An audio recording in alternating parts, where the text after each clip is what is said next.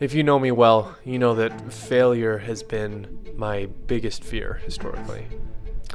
And so if I knew that I wasn't going to finish this race, I never would have started. And facing the reality of that failure was harder than it should have been. So let's have a countdown for 5. 5, 4, 3, 2, 1.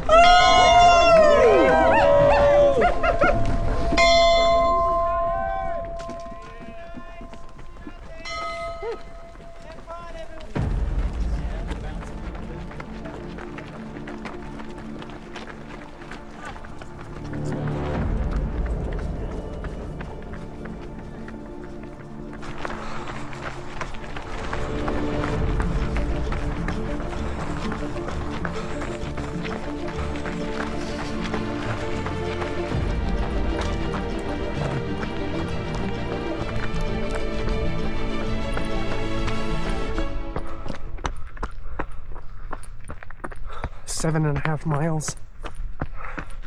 It's been mostly pitch black until now. So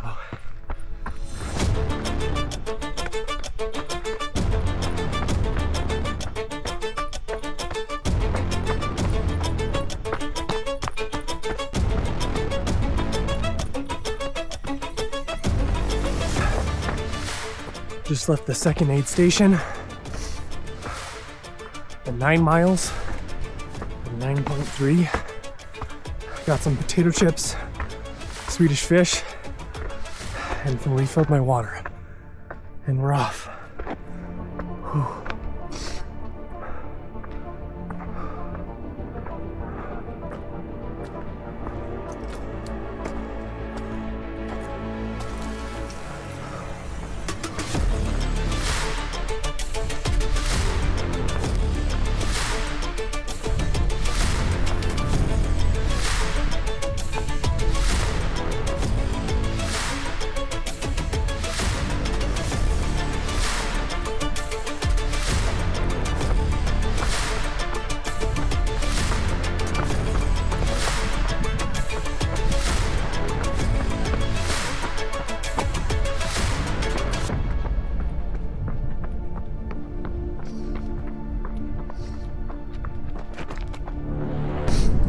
Mile somewhere around 14 and a half. First 10 miles felt pretty good. Now I'm really starting to feel my lungs struggle from the cold that I had this week. Oh man, I got really cold. I don't think anyone else is cold, so it's probably just remnants of the cold influencing my body temperature. So anyways, I've got, I think, 4 or 5 more miles of climbing. If I can get through that, I think I'll be okay. Oh boy. Welcome to the pain cave. Everyone who's done something really hard has hit a point where the pain humbles you. It forces you to ask hard questions, and if you're open to it, it teaches you. Every pain cave I've ever been in is laced with the theme of endurance, embracing the suck, or survival, conquering, overcoming, triumph, whatever it is. It's moments like this where it feels like the climb is never going to end, and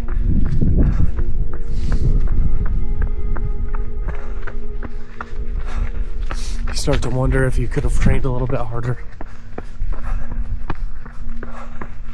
or if I should have even started this race, given that I was sick all week. It's confirmation how running is like a metaphor for life. I hate getting cheesy on my race videos, but I can't help but think about this. It's just like, I learned a new word this last week. It's called sonder. And it's the concept or the idea or the feeling of when you take a moment to pause to realize that everyone around you has just as complicated of a life as you do.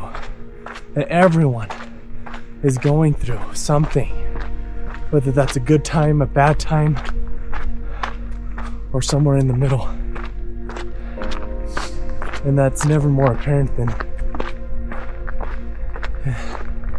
towards the end of a relentless climb,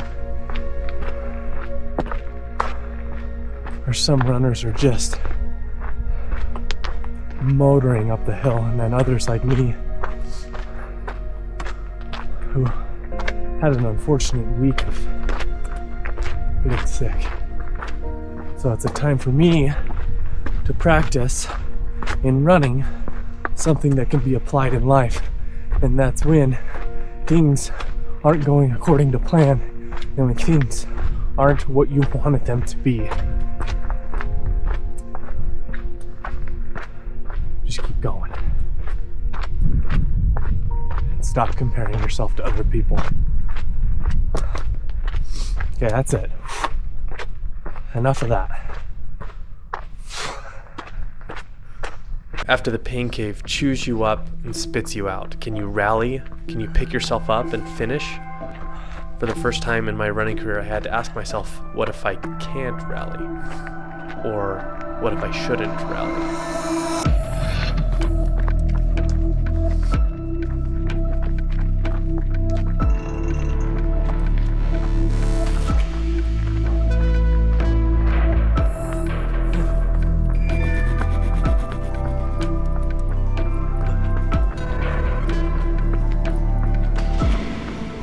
15.5 miles. 3 hours, 42 minutes.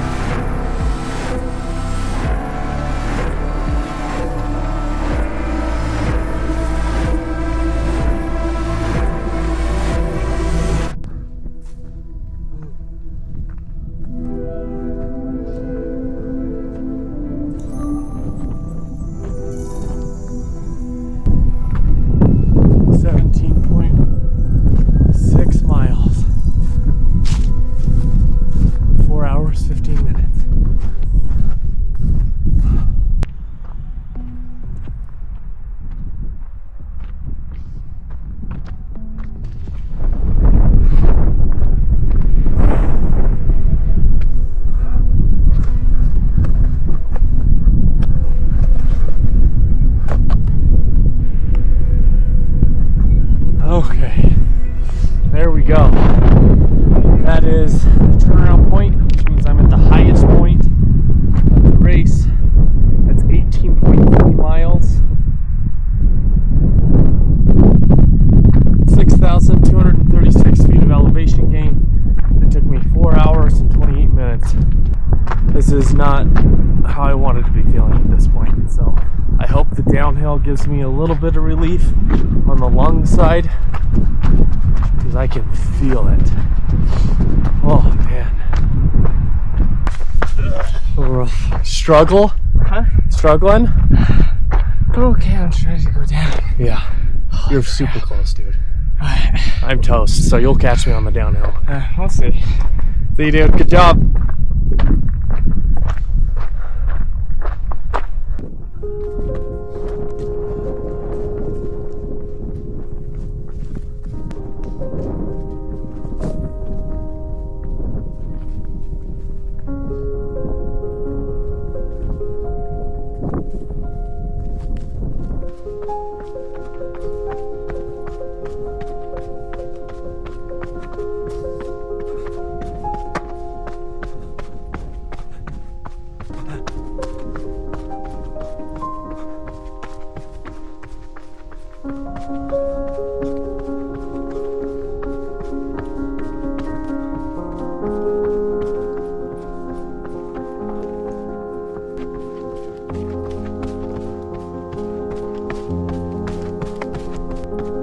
Alright, that's 21 miles.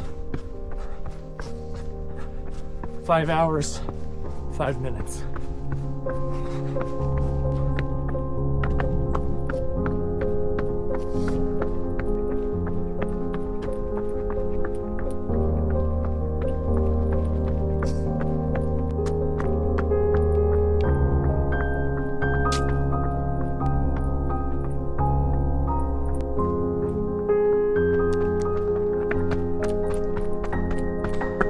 Things aren't going great. I didn't think I'd be walking at all on the way down. But I'm walking half the time and running half the time.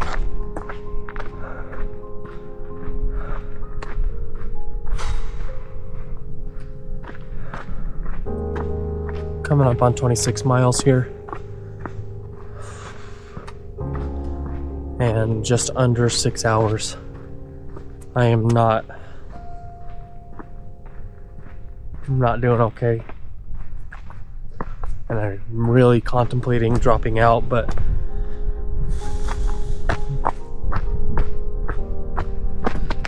I don't know what to do yet. I'm gonna wait until the next aid station and see how I'm feeling. As I walked the last couple miles to what would be the early end to my race that day, I was learning a hard lesson, one that I thought a lot about recently. When Marcus Aurelius said that the obstacle is the way, the obstacle isn't always the obvious obstacle, and it's much less the obstacle you want it to be. The obstacle today had moved from the physical task of the race to the psychological one. I needed to practice my running philosophy by listening to my body, and letting go of my ego and overcoming my ego that desperately wanted me to finish the race, despite the burning in my lungs.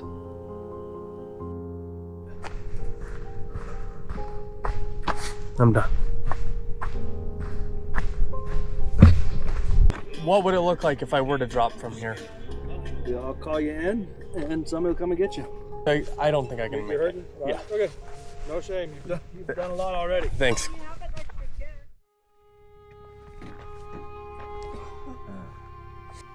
For me, the hardest part of dropping out of the race was succumbing to the invisible. From the outside, from the onlookers, I looked fine. I wasn't bleeding, I wasn't visibly hurt. No one could see the fire inside my lungs or feel what I felt.